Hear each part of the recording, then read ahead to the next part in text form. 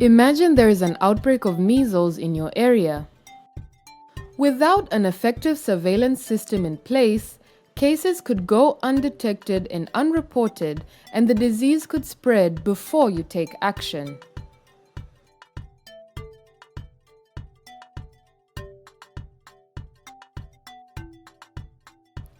Surveillance is a critical part of every immunization program.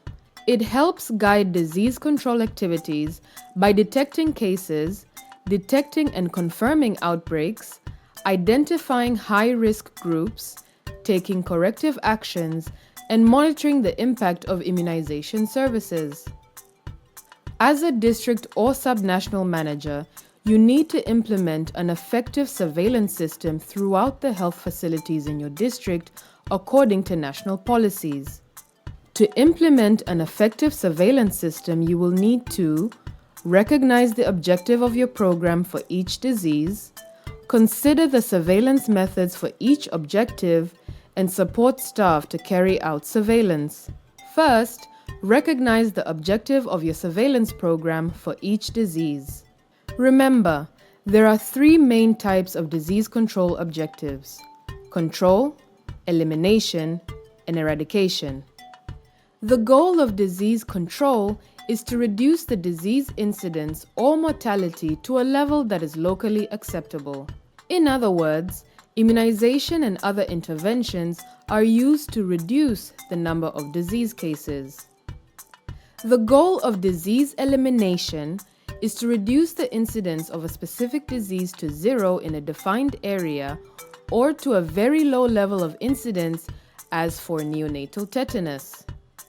And the goal of disease eradication is to reduce the worldwide incidence of infection to zero and completely eradicate the causative agent so that it is extinct.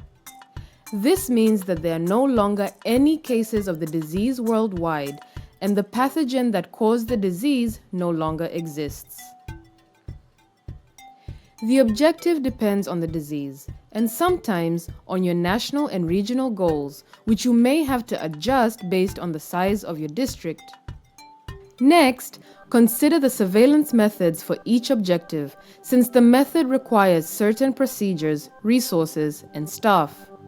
There are three main types of surveillance: passive surveillance, the regular reporting of disease data by all institutions; sentinel site surveillance, in which only selected sites identify and notify on certain diseases; and active surveillance, which involves visiting health facilities, talking to healthcare providers, and reviewing medical records to identify suspected cases of a disease. These surveillance methods are covered in a separate video. The method you use will vary by disease and is determined by national policy. Finally, support staff to carry out surveillance. Work to build cooperation from health facilities. Emphasize the importance of surveillance data from each and every facility. Provide on-the-job training to make sure staff know how to detect, investigate, and report disease cases, as well as the frequency of reporting. Confirm that health facilities throughout your district have and are familiar with accurate standard case definitions of each disease. Train health facility and district staff to collect and analyze aggregate data that summarizes all disease cases in one form. Recall that aggregate data is generally used to report monthly data in passive surveillance systems. Also, train surveillance staff to gather case-based data to provide a more detailed view of individual cases. This data, found in line lists and case investigation forms, is used for diseases that require urgent action, such as confirming cases and outbreaks. Continue to review and provide feedback on surveillance data, both during and between visits. Now you know how to implement a surveillance system.